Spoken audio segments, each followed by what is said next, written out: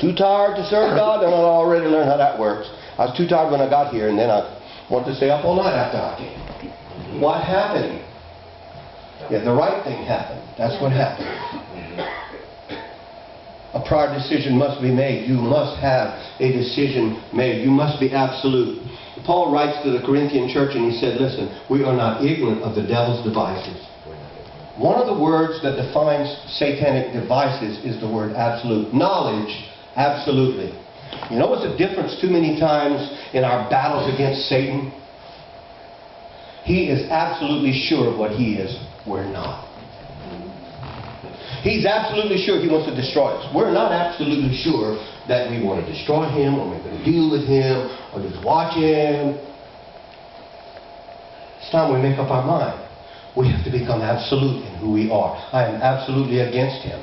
When I see him, I don't want to talk to him. I want to kill him. I want to crush him. I want to take what he's peddling and destroy it. Yes. You know, that is a prior decision. And that is an absolute decision. I have no deals to make with Satan. There must be total commitment. Two words lost in the New World Church. Total commitment. We go when we can. We go when we feel like it. That's what that means. We go every time we can. It means we go every time we feel like it. How about total commitment? How about the fact that somebody's going to have to teach that class? If there will be a class. Someone's going to have to lead those kids if there will be leadership. Someone's going to have to sing those songs if there's going to be songs sung. Hello? Somebody's going to have to play these drums if the drums are going to be played. Blow that flute if that flute's going to be blown. Somebody's going to have to warm these pews if these pews are going to be warm. Come on. Somebody's going to have to fill this church if this church is going to be filled. It's going to call for total commitment. Amen. Good preaching. See, somebody's not doing their job right here. Right. And a whole pew full of people not doing their job. Whole pew, two! And they're on, Pastor, we might ought to check this section of that church because there's total failure right there. Total commitment! I know in a lot of cases, I'm just preaching right now. Yes, you are. Keep preaching. But we've got to get back to total commitment. Yes. My dad, my mom, two other brothers, three sisters, and myself drove 3 times a week, 25 miles one way. Not on an interstate. Country roads. Potholes and all. Picking up people on the way, sometimes putting the kids in the trunk so the adults could ride in the seat. Going to church 3 times a week. Never once stopped to question, should we go? Never once counted not raindrops. 1, 2, 3, 4, 5, 6, 9 raindrops, we don't have to go. My earlobe's hurting. We don't have to go. Never once. We were faithful to have what you call total commitment. We taught classes. We led prayers. We preached messages. We sang songs. You're looking at, for years, the only guitar player on the platform. Right? Yeah. 7 years old. Come on. To the day I got married and hit the road, preaching the gospel. Come on! Somehow they knew they could count on me. It never once crossed my mind that they needed me, that the church couldn't go on without me. I wanted to be there. I wanted to play my instrument for God. I was committed.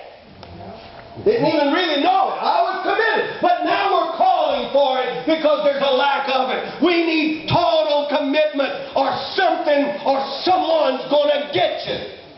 Yes. Because they're totally committed to get you. There can be no compromise. This ain't let's make a deal. We didn't come here to make a deal. We came here to surrender totally. Yes. We came here to let God have His way. We didn't come here to deal.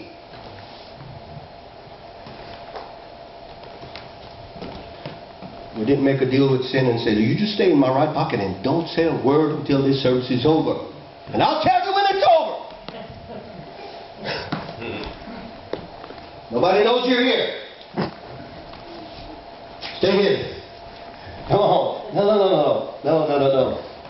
No. See, we done gotten serious about the Canaanites and the Perizzites. We see no potential in them to be our slaves. They were going to kill us. We overcame them. Now why should we dabble with their fire? That's right.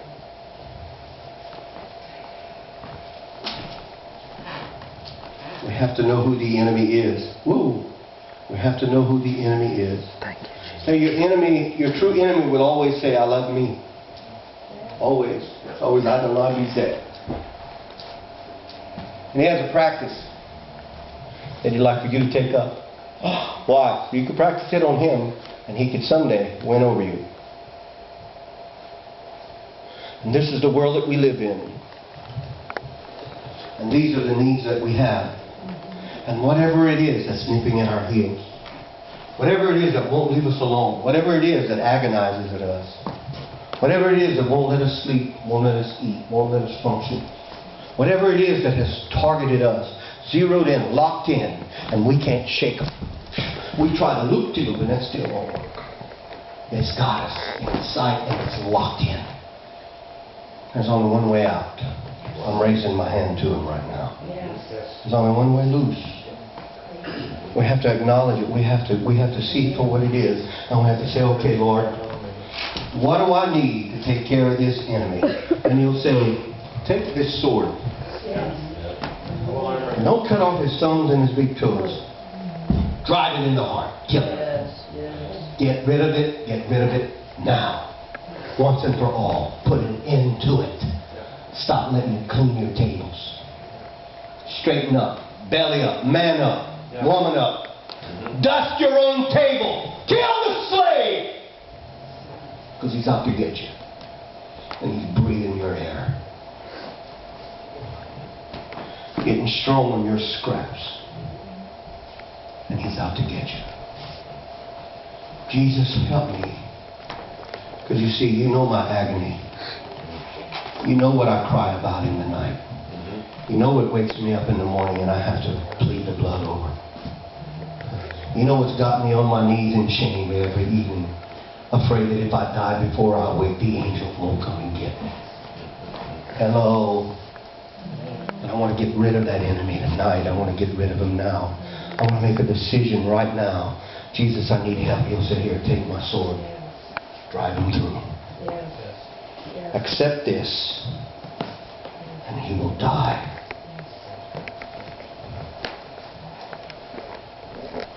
Church, how many of you think this is the truth what I said?